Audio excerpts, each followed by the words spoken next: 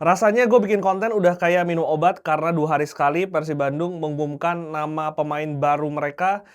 Barusan pemain ke-6 baru saja diumumkan datang ke kota Bandung untuk bisa memperkuat Persib Bandung. Kali ini pemain asal Montenegro yaitu Balsa Sekulic yang diperkenalkan oleh Persib Bandung. Ini merupakan pemain depan, striker berusia 28 tahun dan ini merupakan bekas pemain dari klub Liga Montenegro yaitu Mornar Bar yang akan menggantikan posisi Andrew Yung yang dipastikan tidak akan memperkuat Persib Bandung di musim depan.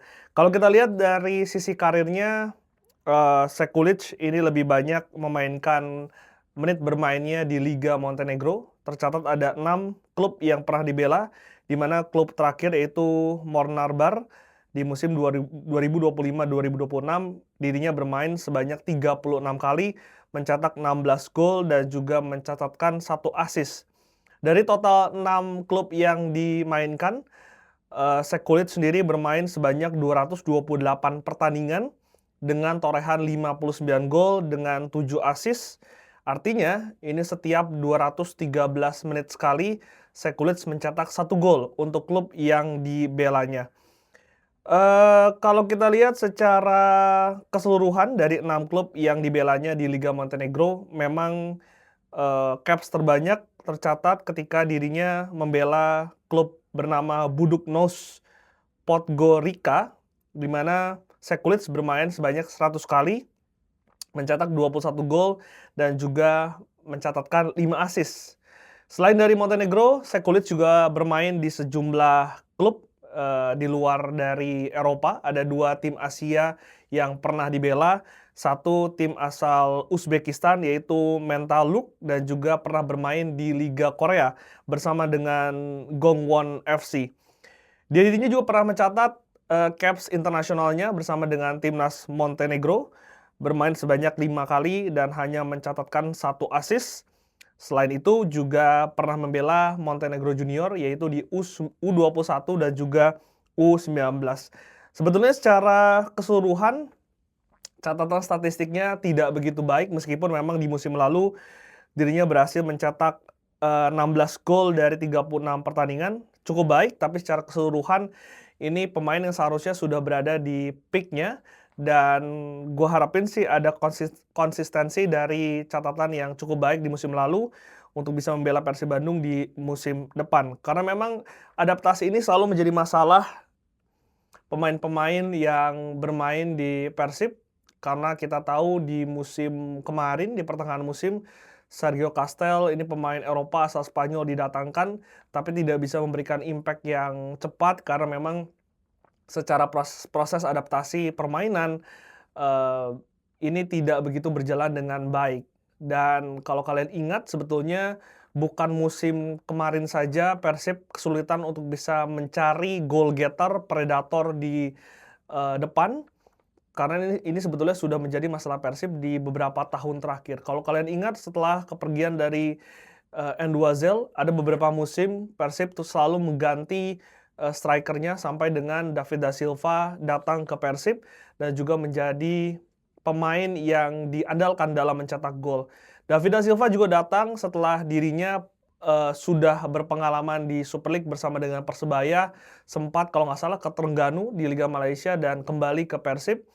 Dan ya itu sebetulnya salah satu evaluasi dan juga catatan bagaimana Persib yang selalu bagus mencari, back, pemain belakang, tapi selalu sulit untuk bisa menemukan striker yang memiliki fisik dan juga gaya permainan yang sama dengan, di Liga Indonesia. Apalagi Persib akan bermain di Asia, di ACL II dan juga di Shopee Cup.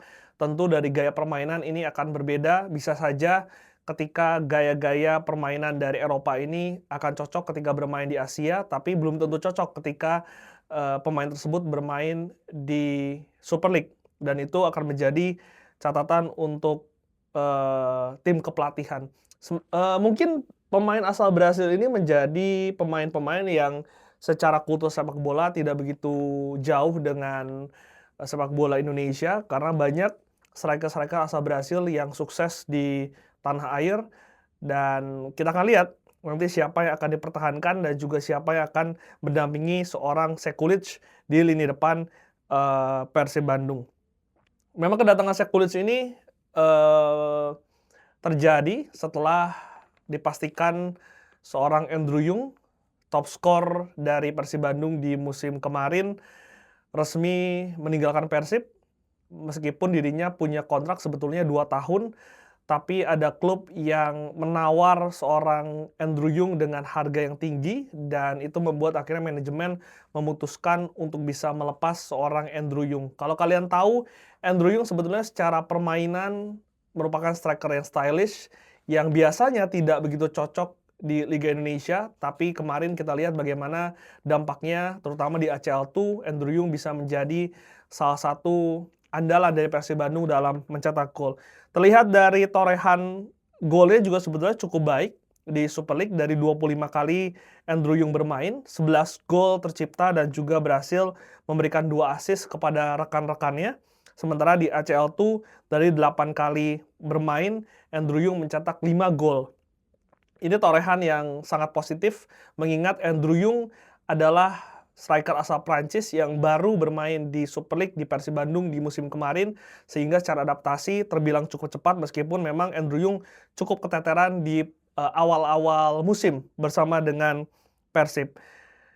Kita akan lihat nanti siapa lagi pemain yang datang dan juga siapa pemain yang akan dilepas, karena sampai dengan saat ini dari 11 pemain asing yang kuota yang diberikan oleh PT dari I-League, ini Persib Bandung sudah melepas 4 pemain asingnya, yaitu ada Adam Fisbeck, ada seorang Federico Barba, lalu juga dilepas seorang Andrew Yung, dan ada 1 pemain asing lagi yang juga dilepas, tapi sudah ada 4 pemain lain yang berasal dari luar Indonesia yang sudah masuk. Ada nama Mutombo, ada nama Luka, lalu ada 1 gelandang Jepang, dan juga terakhir nama Balsa Sekulic. Kita akan lihat apakah akan ada perombakan lagi di lini depan dari Persib, atau ini akan menjadi kekuatan yang akan diandalkan oleh Coach Igor di musim depan. Selain dari Persib Bandung, Persija Jakarta juga mengumumkan kepulangan dari Pratama Arhan dari Liga Thailand setelah membela Bangkok di beberapa musim terakhir. Pertama akan reuni dengan Sintayong di Persija. Ini transfer yang cukup menarik dan juga sebetulnya tidak banyak rumor dari transfer tersebut. Tapi kita akan lihat nanti bagaimana Pratama bersaing sebetulnya dengan pemain-pemain yang sudah cukup dalam posisinya di bek kiri dari Persija. Kita tahu di situ sudah ada nama Donitri Pamungkas yang bermain reguler di musim lalu, dan juga ada nama Shane Patinama yang juga berlabel timnas. Kita akan lihat apakah akan ada pemain dilepas atau justru nanti akan ada modifikasi permainan dan juga posisi dari Donitri dan juga Pratama, karena kita tahu Donitri sebetulnya ketika diasuh oleh Coach Indra Syafri sering dimainkan sebagai sayap kiri. Kita akan lihat apakah Donitri bermain lebih ofensif dan juga Pratama akan bermain sebagai bek kiri andalan dari Persija, atau nanti Shane yang ada informasi akan dilepas. Kita akan lihat bagaimana nanti keputusan dari Sintayong. Ini akan menarik kalau kita lihat nanti bursa transfer yang tampaknya ini baru pemanasan, baru beberapa klub saja yang cukup aktif dalam bursa transfer kali ini. Selain dari Persib Bandung, Persija, Persebaya juga cukup aktif. Lalu kemarin Galih Freitas juga dipinjamkan dari Persebaya ke Madura United.